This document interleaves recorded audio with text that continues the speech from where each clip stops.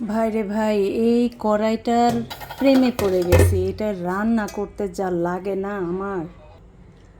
হঠাৎ করে খিচুড়ি খেতে মন চাইলো, যেহেতু বাসায় মাংস রান্না আছে।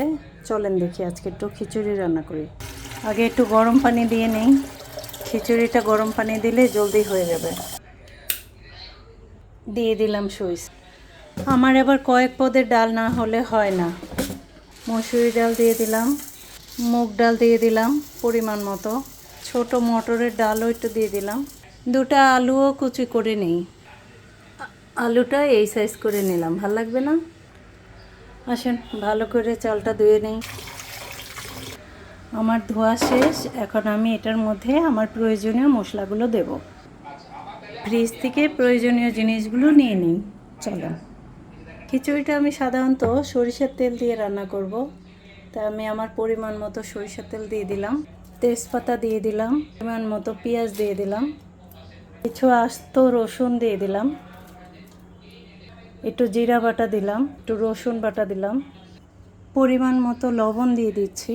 যেহেতু আমি 2 পট চালের খিচুড়ি রানবো, মানে হাফ কেজি চালের খিচুড়ি রানবো, তো 2 চামচ দিলাম, পরে লাগলে আবার দেব।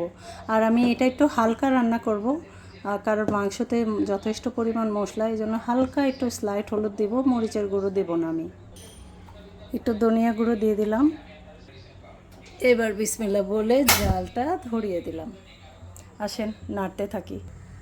মাংসতে যথেষ্ট পরিমাণে স্পাইসি আছে, তাই আর আমি খিচুড়িতে খুব বেশি স্পাইসি করব না।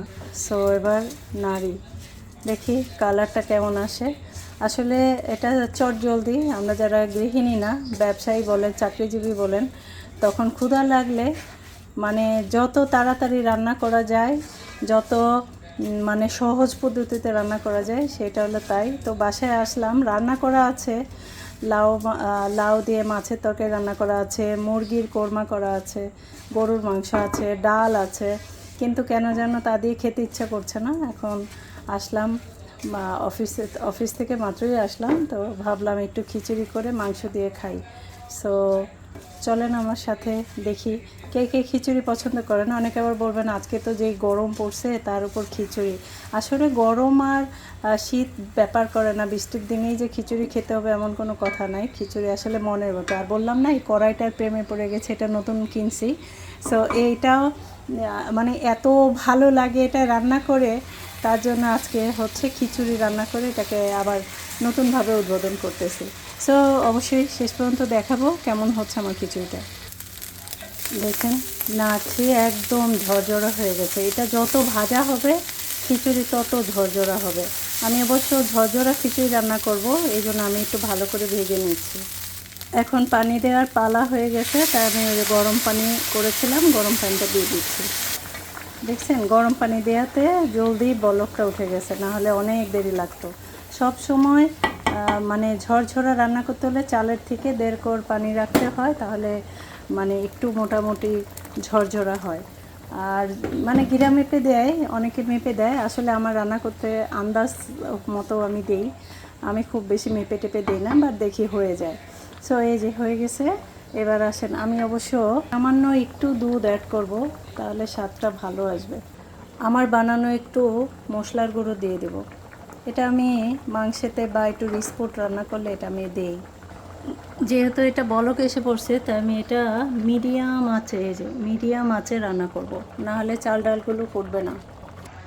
দেখতে চলে আসলাম আমার খিচুড়িটার কী অবস্থা। এটা অনেক সময় দমে রাখতে হবে, 15 মিনিট। সো চলেন 15 মিনিট পরে আমরা আবার আসি। কাঁচামরিচ না দিলে আবার হয়, একটু কাঁচামরিচ দিয়ে দিলাম। এই দেখেন আমার খিচুড়ি হয়ে আসছে। এখনও একটু মাইজ আছে, কিছু সময় লাগবে আর একটু। সো 2 জন মানুষের জন্য খিচুড়িটা মনে হয় বেশিই হয়ে গেল। খেয়ে আসবেন শেয়ার করতে। আমি তো এমনিতেও রাতে খুব একটা রাইস খাই না, বাট আজকে কেন জানি আমার খুব ইচ্ছে হলো যে একটু খিচুড়ি খাই, কারণ নিজেকে সুস্থ রাখতে চেষ্টা করি একটু ভাত টাত কম খাওয়ার জন্য। আমার খিচুড়িটা অলমোস্ট ডান। দেখেন, চলেন এবার আমি খাবো। দেখেন তো কেমন হলো।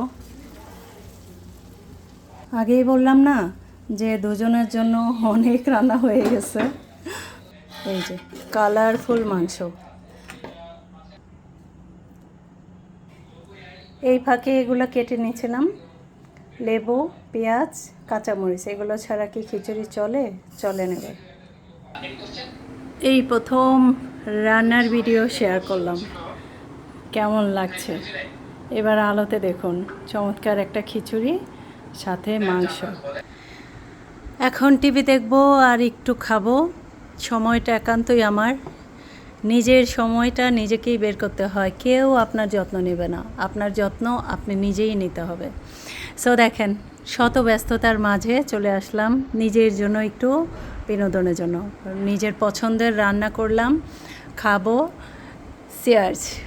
Thank you for watching my video. সাথেই থাকবেন।